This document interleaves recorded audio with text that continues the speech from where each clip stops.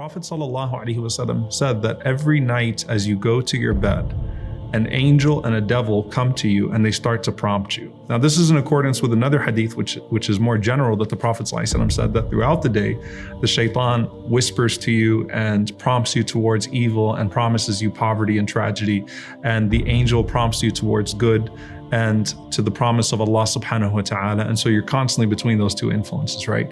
But when you're going to sleep at night, the Prophet ﷺ said in those moments, an angel comes to you and says, "Ikhtim bi khair, ikhtim bi khair, ikhtim bi khair." End your night well, end your night well, end your night well. And then a devil comes and says, end your night in evil, end your night in evil, end your night in evil. End it with a bad word, end it with a bad sight, end it with a bad exchange, end it with something evil, because our actions are judged by their endings. Okay, right? So this is your last moment of the night and you're going into death, right? Because at night when you sleep, it's al-maut as-sughra. It is your minor death. You don't know if you're waking up the next morning. Your souls go back to Allah subhanahu wa ta'ala. So just as you live your life and it's those last moments that count so much, such is also the case when you're going to sleep. So the angel says, "Ikhtim bi khair." End your night with dhikr, end your night with the remembrance of Allah, end your night with some Quran, end your night with those good things, not those things that are bad.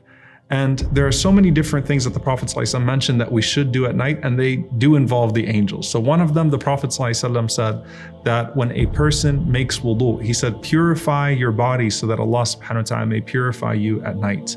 For when a person goes to sleep in a state of wudu, Allah subhanahu wa ta'ala sends an angel that spends the entire night at your head.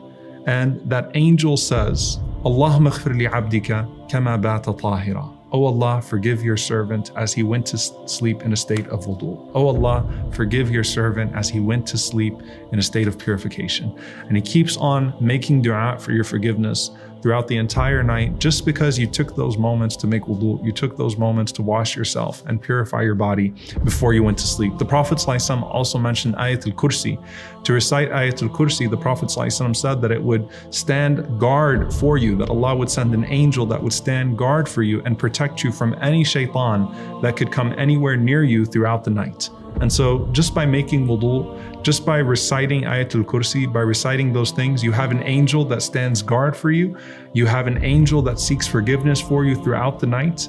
You end your night well. So if you die that night on dhikr, then you return to Allah subhanahu wa ta'ala in a state of remembrance, as opposed to in a state of whatever it is that you were doing before you went to sleep. And if you wake up in the morning, you wake up already oriented towards Allah subhanahu wa ta'ala, ready to cling back to those things that you went to sleep with, so that you can continue your direction and your pursuit of Him.